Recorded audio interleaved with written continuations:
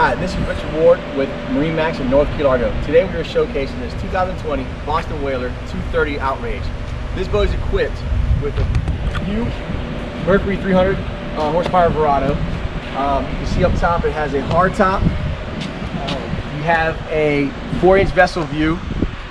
Go up top real quick and we'll show you the interior of it. This boat is equipped with a reversible pilot seat with a live well underneath. You have a live well in the transom as well, a fold-out bench aft. Up front,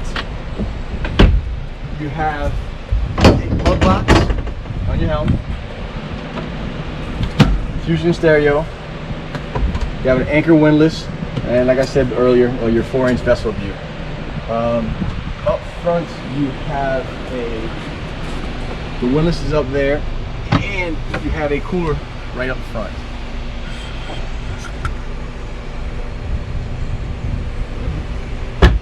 On the starboard side, you do have a head with pump out.